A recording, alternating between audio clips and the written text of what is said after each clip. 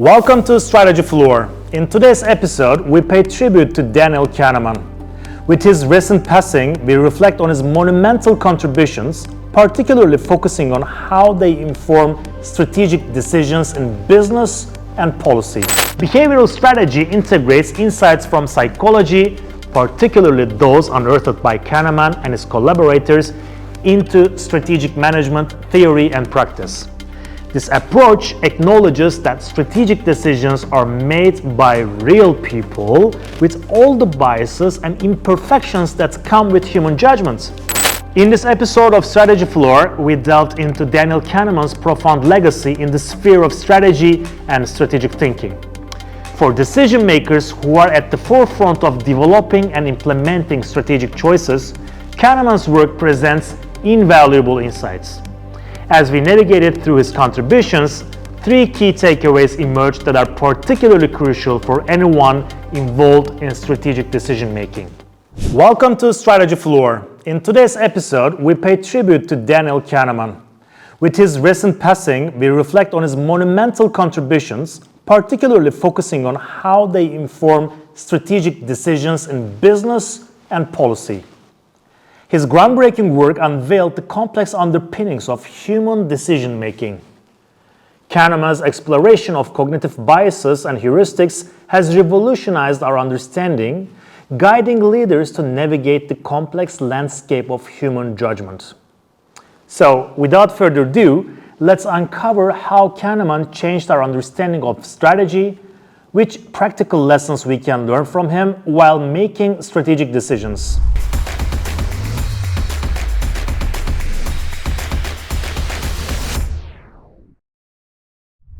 First, let us remind ourselves Kahneman's legacy. Daniel Kahneman, alongside Amos Tversky, challenged the bedrock of economic theory with a simple yet profound idea. Humans are not purely rational actors. Their prospect theory, for which Kahneman won the Nobel Prize in Economic Sciences, demonstrated how people value gains and losses differently, leading to decisions that deviate from classical economic predictions. The so-called prospect theory posits that people perceive gains and losses differently. They demonstrate a higher sensitivity to losses than equivalent gains. This theory reveals that the emotional impact of losing $100 is significantly greater than the pleasure of gaining $100. It suggests that for an individual to accept a risk, the potential gain must be at least twice as much as the potential loss to compensate for this discrepancy. Imagine deciding whether or not to bet on $100 on a coin toss. If you win, you gain $100, but if you lose, you also lose $100. So, according to prospect theory, losing that $100 feels worse than the happiness of winning $100, so you might only take the bet if the winning amount is at least $200 to make sure that the risk feels worth it. The prospect theory challenges the traditional economic assumption of human rationality, revealing that the decisions are influenced by the potential value of losses and gains rather than the final outcome. Now, let's pick an example from the business environment. Consider Apple in the 1990s. Facing a near bankruptcy, the company took a seemingly irrational risk by reinvesting in product innovation, leading to the creation of groundbreaking products like the iPod and iPhone. Kahneman's work explains why this decision, while risky, tapped into the asymmetry between the fear of losses and the allure of substantial gains, a principle central to prospect theory. Now let's look at the behavioral economics. Behavioral economics, rooted in Kahneman's findings, offers strategic insights by highlighting how real human behavior deviates from rational models. The concept of nudging, popularized by Richard Thaler and Cass Sussenstein, is a direct application of this idea. By subtly altering the way choices are presented, organizations can guide individuals toward beneficial behaviors without restricting freedom of choice. A notable example is the Save Me Tomorrow program, which leverages behavioral insights to increase employee savings rates. By automatically increasing contributions to retirement accounts whenever employees receive a raise, the program mitigates the pain of loss associated with saving more, aligning with Kahneman's findings on loss aversion and decision-making psychology. So, we mentioned that nudging involves altering the way choices are presented so that individuals choose certain choices. Can you guess which nudge is considered the most powerful when it comes to influencing our decisions? It is the default. A default choice is an option that's automatically picked for you if you don't make a different choice yourself. It's a simple way to guide people to make certain decisions. And why is default choice so powerful? Well, because Kahneman says we are very good at doing nothing. Take organ donation as a prime example.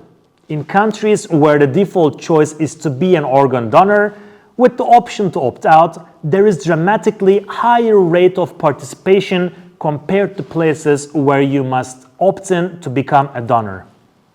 This simple switch in the default setting leads to a significant increase in organ donor registrations, showcasing just how impactful the default choice can be in guiding our decisions.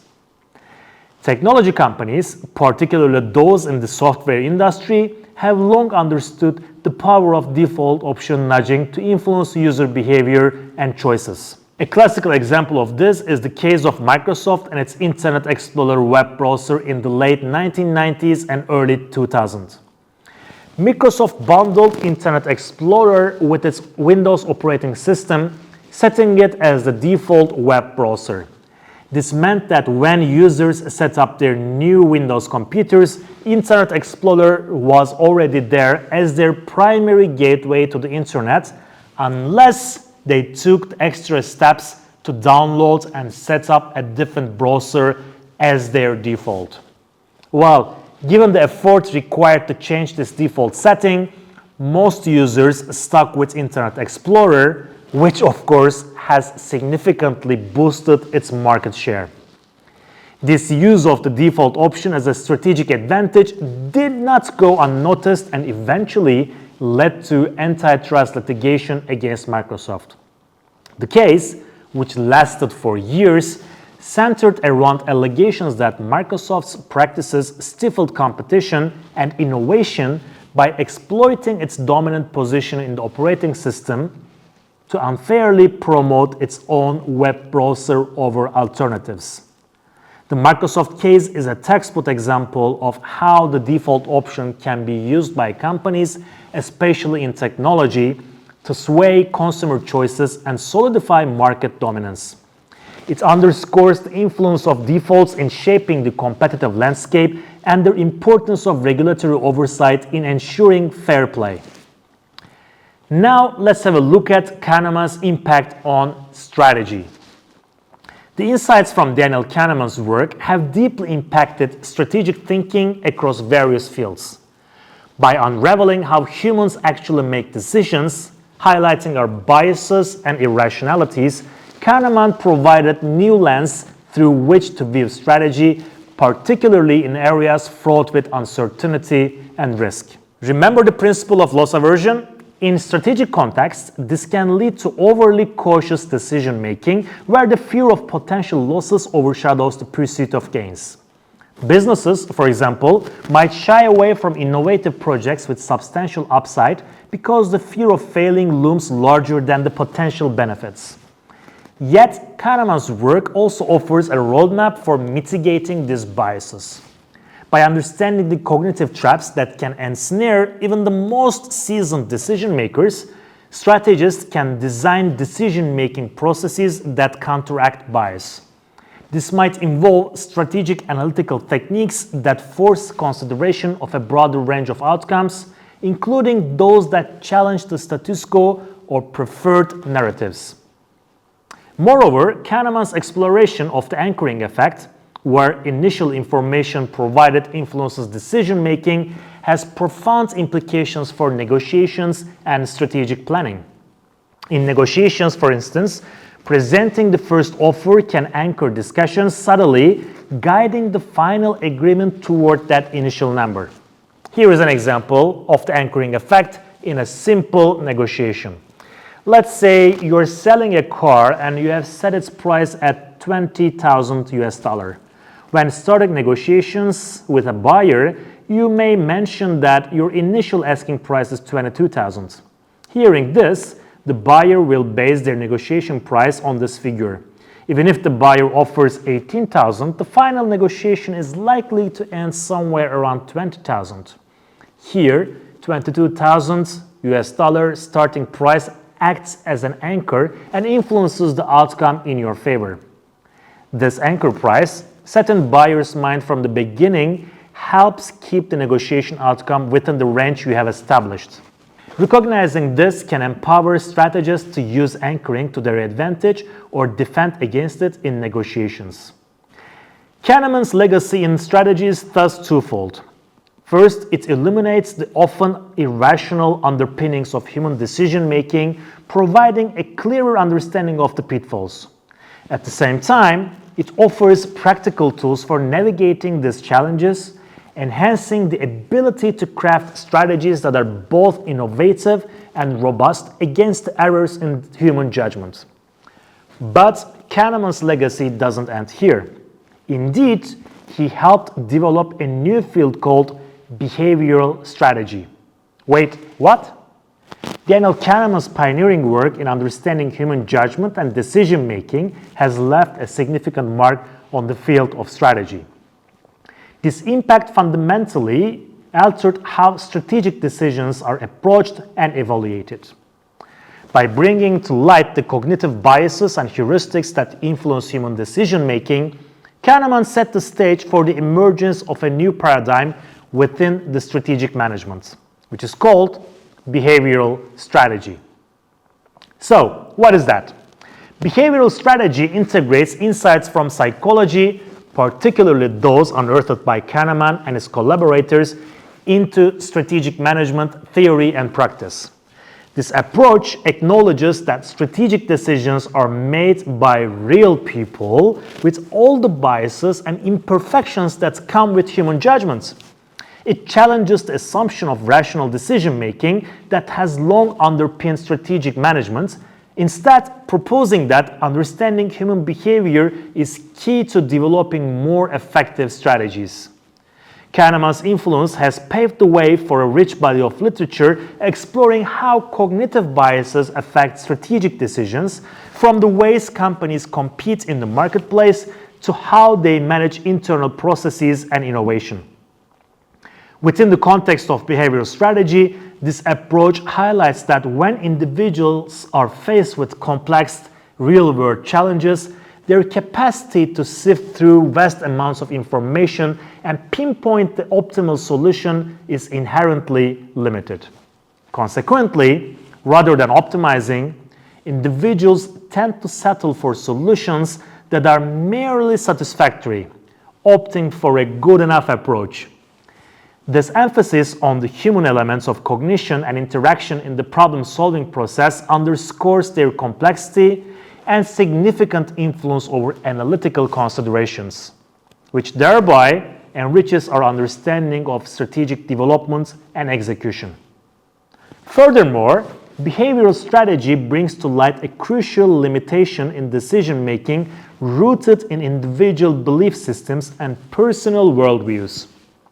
In many instances, the beliefs of managers and decision-makers may closely reflect the reality of their environments, but there are also notable circumstances where they diverge significantly.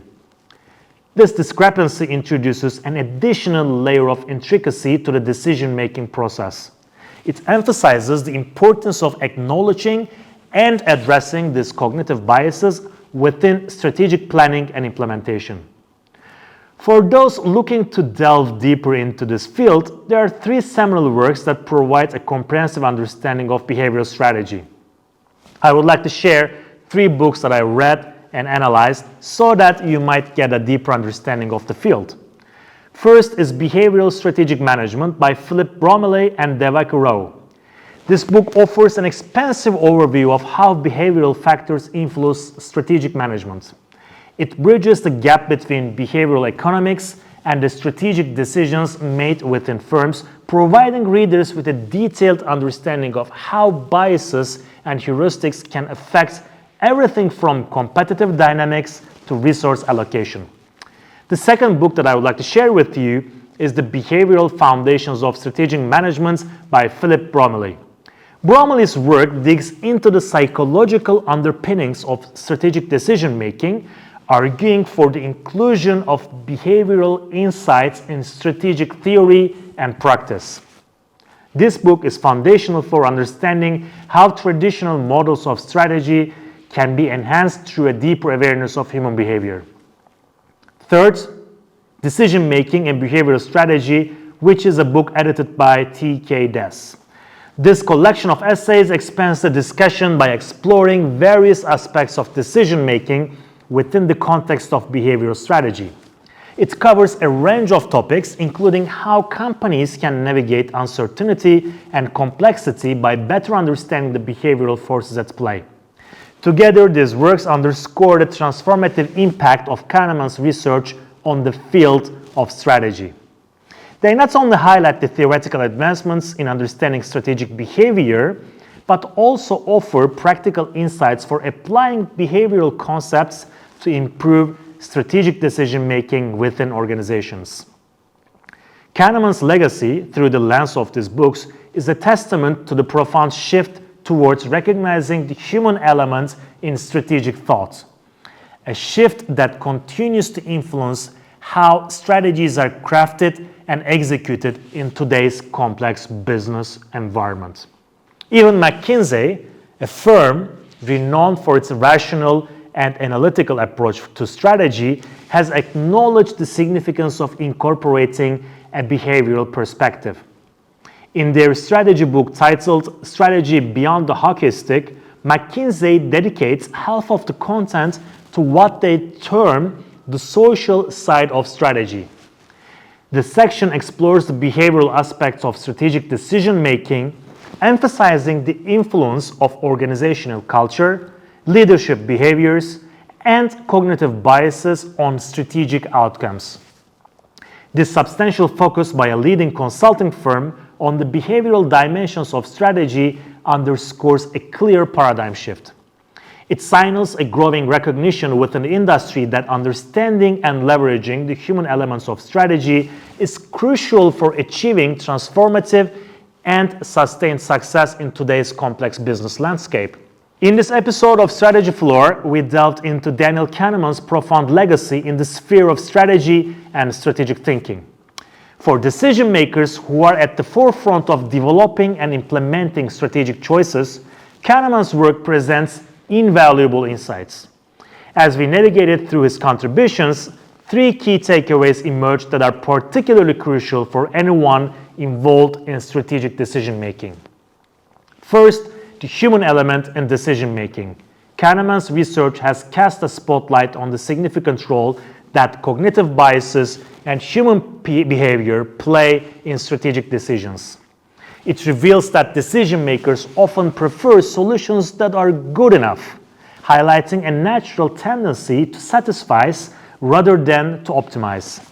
This insight stresses the importance of designing strategic processes that accommodate human limitations and biases, advocating for an approach that is both realistic and grounded in human psychology. The second key takeaway is the role of beliefs in shaping decisions. Throughout this episode, we emphasized how our decisions are profoundly influenced by our beliefs and the mental models we use to interpret the world around us. Kahneman's legacy teaches us that these beliefs can sometimes diverge from objective reality, leading to strategic misalignments. For strategists, this underscores the necessity of continually questioning and revising their assumptions to better align their strategic visions with the complex dynamics of their environments. Thirdly, the importance of behavioral strategy.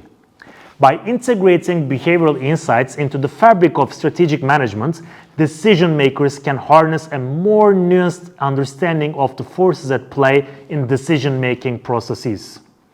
This approach not only highlights the intricacies of human judgments and interaction, but also offers a pathway to crafting strategies that are more adaptive, resilient, and ultimately more effective in achieving their objectives. It's becoming increasingly clear that the old models of strategy, which primarily focused on rational, detached decision-making, are no longer sufficient. The dynamic and complex nature of today's business environment requires a shift towards a behavioral approach to strategy. This perspective acknowledges the real-world complexities of human behavior, including biases, perceptions, and the influence of emotions on decision-making. For leaders looking to navigate their organizations through the uncertainties of the modern world, adopting a behavioral approach is not just beneficial, it is essential. By embracing this shift, leaders can craft strategies that are more in tune with the realities of human behavior, leading to more effective and sustainable outcomes. So, if you're interested in how behavioral strategy can benefit you as a leader or help your organization to make better strategic decisions, feel free to reach out to me. See you in the next episode of Strategy Floor.